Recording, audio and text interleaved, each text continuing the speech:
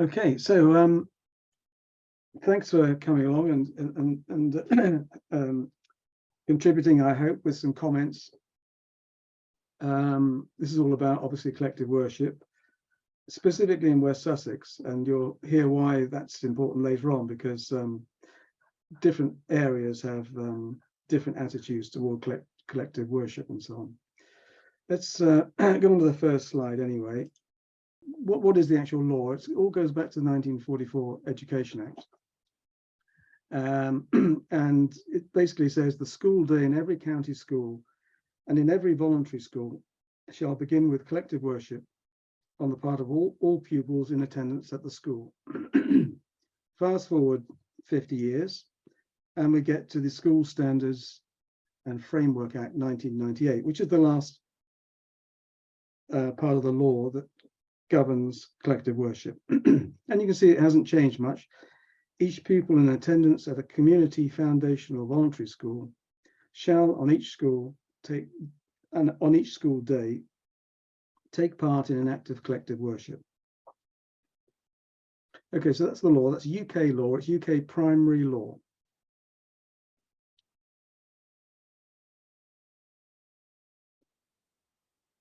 Now, every county has an advisory council called SACRE, Standing Advisory Council for Religious Education. And about 12 years ago, I applied to become a full member of SACRE. And despite attending as an observer for 3 years, I was refused entry. SACRE comprises 4 groups: counsellors, teachers, that includes head teachers, and union representatives and other people. Church of England has its own special group, and everyone else is bundled into other religions. Well, I was applying to be a full member, as a humanist, which is not a religion, and that's why they refused the entry. Anyway, after Humanist UK had won some legal arguments, I applied again in 2021 and threatened legal action. Again, they refused, and then we were just about to issue the legal action in court, and they decided to admit me. Okay. As now a full member of SACRE, I was able to suggest agenda items. And so as I looked at it through minutes of previous years, and I couldn't see any discussion of collective worship. So I suggested this agenda item 11, inclusive assemblies and collective worship. And so I sent off to every member detailed case for non-religious inclusive assemblies. That's the alternative to religious assemblies. And these included my own proposed guidelines for schools. I modified basically the guidelines for West Sussex. So we come to the meeting on the November 22nd last year. And a minute before the meeting was about to start, Paul Wagstaff, who's the Director of Education and Skills, took me aside into a back room and told me that SACRE had nothing to do with collective worship. It wasn't in its remit at all. And so my agenda 11 item, wasn't going to be discussed. And this took a few minutes. I was just amazed. He repeated it a few times, and then the chair came in and asked what was going on, and he repeated it again, and then we went back into the chamber. And of course, the chair then had to explain to the meeting why agenda 11 item was not going to be discussed. And this is what Mr. Wagstaff said. Thank you very much, Councillor Barrett. Having taken legal advice on the issue of collective worship with our legal team, and referred back to the national guidance. Collective worship and the form that collective worship takes place is not within the remit of SACRE to discuss. Well, the members were quite confused because, well, you'll see why. After he'd made that statement, there followed about 20 minutes of discussion about why collective worship was not going to be discussed. So in actual fact, it was discussed to some extent. But of course, Mr. Wagstaff was wrong. He was essentially telling porkies to everybody, hoping he'd get away with it. But the same School and Standards and Framework Act 1998, Section 391, as you can see here, says that the functions of advisory councils, that's the SACRE Advisory Council, is to advise the local authority on such matters connected with religious worship. So he clearly was wrong. What happened then was we had the main meeting, and this was a long meeting, and we had a working lunch. And I was on one of the subgroups. There were 4 subgroups. One was the one I was in was to discuss collective worship. So here again, SACRE is involved, very much involved with collective worship. And my subgroup was led by the Reverend David Pitt-Keithley. And he was talking about the current guidelines, saying that they were not very good. And in fact, they're awful. And he'd come across much more positive guidelines in his previous roles. And despite my initial statement saying I thought that there should be no collective worship, they agreed that we should write much more enthusiastic guidelines for schools to follow. Also, as part of the meeting, we were discussing the development plan. Every SACRE has to prepare a development plan, and we received a copy of that, and it was full of references to collective worship, especially prioritizing and promoting it. And finally, we got a sheaf of documents from the National Association of SACRE, all about discussing how SACRE should advise on collective worship. So Paul Wagstaff was clearly wrong. He knew he was wrong, but he thought perhaps he would get away with it in some way. Well, my only supporter on this issue was Kirsty Law, the Liberal Democrat councillor, and this is what she had to say. Councillor Law. Just a question on that legal advice. In terms of how we operate at the council, we often discuss things that are national policy, and we often, at full council at least, might make representations to national government where we as a council believe that something that's national policy may need to be changed. So I'm just wondering how that differs to something like collective worship, where I accept that that might not be our responsibility because there is a legal requirement, but as a SACRE, we have on our development plan that we talk about prioritising collective worship. We talk about promoting meaningful and engaging collective worship, and I just wonder how we can have discussions like that if we can't stray into discussions about what we as a SACRE consider may or may not be appropriate, that might then lead us to want to make representations to government at some point. And I'm not saying we would, but you know, therefore why are we not able to discuss what our views may be that may help to inform future national debate? Because I would imagine this would be the right forum within the council to potentially do that. Well, Paul Wagstaff later said that no school had approached the council regarding collective worship. And this is one of their arguments, that no one's interested, there are no complaints, so why bother changing it? Kirsty wondered if we should find out what schools think. And it was later agreed that SACRE should ask schools about their support for collective worship. But of course, they will not be asked if they would prefer non-religious inclusive assemblies. That's not on the cards at all.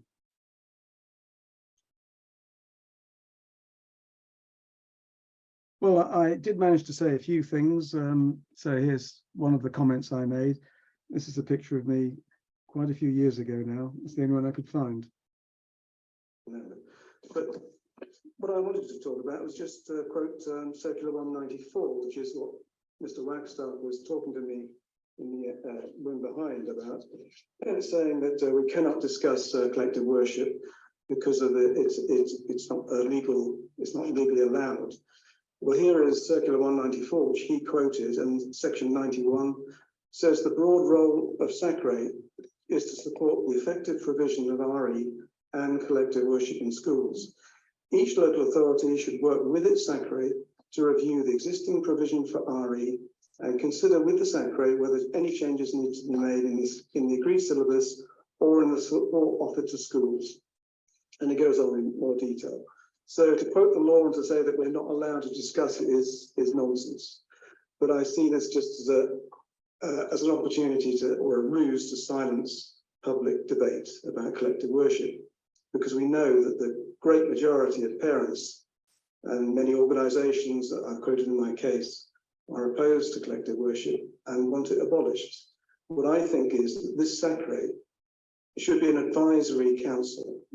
And our group here is an advisory group of people. And if we deem that collective worship is incompatible with other aspects of RE, which is advising on morality, mutual respect, for example, then we should be entitled to do so. And by the way, Circular 194 is not law, but it's guidance from the Department of Education. Yes, how can SACRE advise on mutual respect and at the same time force children to participate in collective worship? And that was the point I was trying to make, but never managed to read out my case and the reasons and talking about human rights. The word human rights wasn't mentioned at all in the entire meeting. Anyway, so moving on, here's the Reverend David Keithley of the Free Churches. He's an engaging, very friendly, committed Christian, lovely person to talk to, and he thinks that collective worship is wonderful for everyone. I just wanted to say that to the point originally raised by Kirsty Lord, that there is the opportunity for SACRE at its best to support, encourage and enable schools in their delivery of collective worship. And Hertfordshire SACRE have offered a very wonderful document of collective worship guidance, and it recognises some of the challenges raised by Mr. Edmondson, and it enables schools to flourish in their delivery. I happen to have conducted numerous collective worships in my life. I've watched them, and I've been struck by the strength and joy and vitality and meaning of these events, and also the reference to morality and mutual respect in every single one I've been at. So he was referring there to other guidelines that he'd seen, one in Hertfordshire, for example. And there are 150 sets of guidelines on collective worship throughout the country. Some give the impression that schools can be as religious as they desire, but that's not what the law says. There can be no compromise here. Forcing children to participate in daily worship is a clear violation of their human rights and should be opposed by all members of SACRE.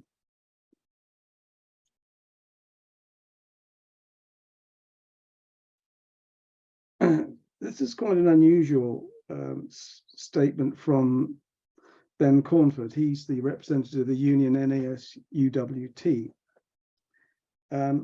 Listen to what he has to say, and then I'll make some comments afterwards. Mr. Cornford.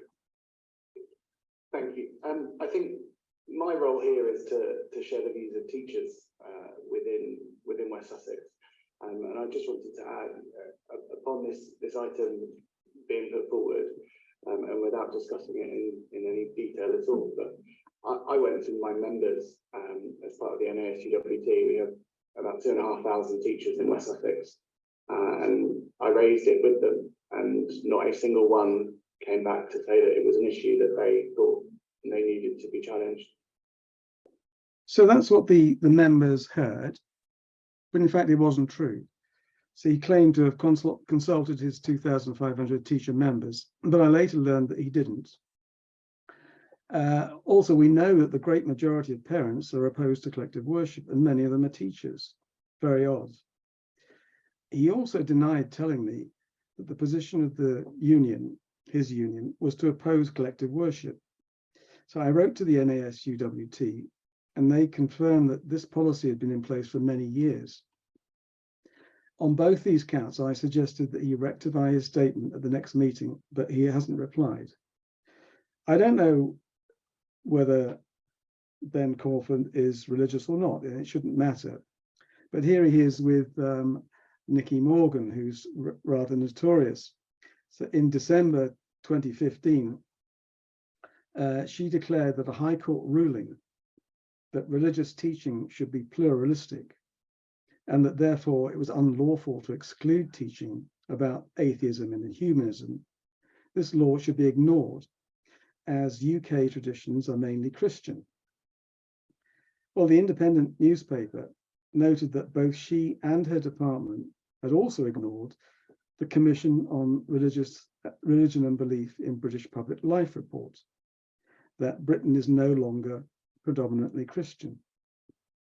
The British Humanist Association, which is now Humanist UK, which supported the legal battle against Morgan, called Morgan's decision to simply ignore the judgment against her an affront to democracy. And you won't be surprised to learn that Morgan is a member of the Conservative Christian Fellowship. She also opposed equal marriage. Okay, so here's a clip from the Jewish member, Barbara Bell. Well, Mrs. Bell. As you said something on that issue, I can absolutely say, no, I'm the Jewish rep, and we have 2,000 years of persecution.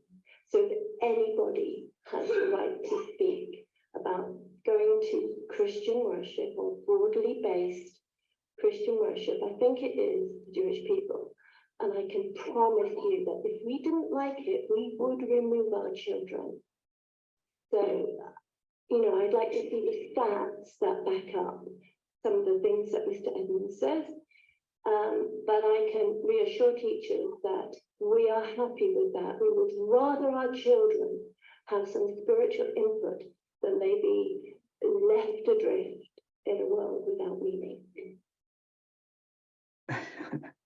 Well, Mrs. Bell, she clearly didn't read the case I sent her in any great detail because it was backed up by reference statistics.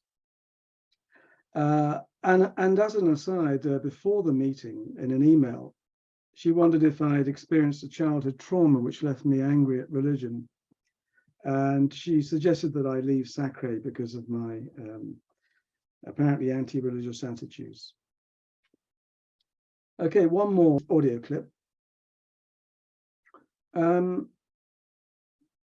I've said several times that I sent out documents, including my case, and in the case, I quoted a legal precedent, and a Christian member, I can't remember his name, a reverend of some nature, he was concerned about this particular legal case. The law, and the second thing, it gives information about a primary school winning a conjunction in High Court, which then presents a precedent that other people could then refer to that primary school with regard to collective worship. I think in relation to a number of issues there, I need to go through that paper in detail, but it may very well be but in the minutes we need to put an additional piece of information to correct inaccuracies that may be there. Well, you can see how cunning Mr. Wagstaff is. There were no inaccuracies at all. Okay, so what was the legal case that this Christian member was worried about? And here it is.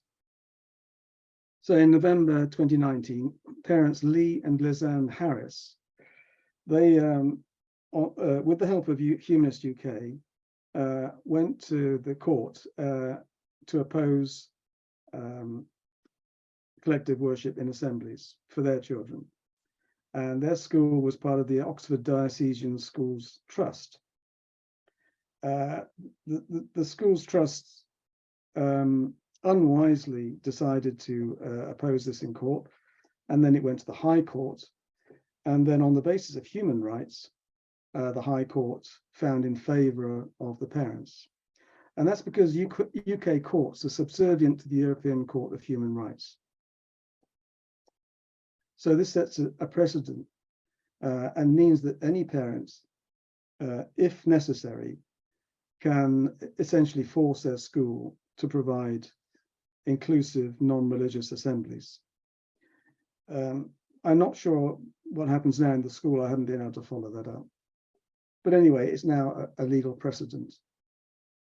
Until the UK changes its laws, all schools conducting collective worship are in breach of the European Convention of Human Rights, which the UK co-authored and signed up to. Even though, of course, in recent news, for example, the refugees the government wanted to send the refugees to Rwanda, that kind of thing. Some extremely right-wing conservatives would like us to leave the European Convention on Human Rights, but I don't think that will ever happen because the House of Lords will oppose it. Anyway, what this case means is that parents can be assured that the law is on their side. However, using the law is the last resort. Lee and Lizanne Harris were the brave first parents that did so, and now there's a precedent. The chances of having to go to court, I would say, are fairly slim in future. We simply need to refer to this precedent. So what can parents do if they are concerned or opposed to collective worship in their school? So fortunately, Humanist UK have produced a very good advisory document. So it's a few pages long. And parents can read this and get some advice. And the first bit of advice is to find out what's happening in your school. So it's best to do that with other parents, talk with other parents, find out. Because many schools, well, most schools break the law anyway. They don't have enough collective worship. It's supposed to be every day. Some schools have no collective worship whatsoever because they're just not interested. They don't want to do it. They can't find the teachers to do it, and they just find it's not part of education. And then make a formal request for a meaningful alternative to collective worship. That means an inclusive assembly, of which there are thousands of examples provided by Humanist UK on a website. And the school then has two alternatives. They can either grant the request, in which case, if anyone does that, they should contact Humanist UK because they're interested in promoting all the schools that are agreeing to collective alternative assemblies. And they can. It would be like a snowball effect. The more schools that do it, the more we'll do it in the future. But it's possible that a school will not grant inclusive assemblies. And so in that case, you'll need the help of Humanist UK. And there'll be, the legal team will help out, but it probably would only require some kind of official complaint. The document has got pro forma letters and contact details. This document, I'll put a reference to this document in the chat section, and also all documents and audio and a press release as well concerning this whole spectacle. Here's just the top part of it. It's a very poor piece of reporting by Karen Dunn. She's basically personalized the whole thing and hasn't mentioned human rights at all, which is the crux of the case. I also requested that my contact details be included with an invitation for concerned parents to contact me, but she also didn't do that either. So it was pretty poor reporting, poor show from the local press. And the last thing is the West Sussex County Council website, which has all the minutes and agendas and minutes and documents for each meeting placed on the website. But as you can see here, they decided to remove my documents from the website. So the only place that you can actually find them is on various Facebook groups for teachers and so on, and our local website, the Chichester Humanist website.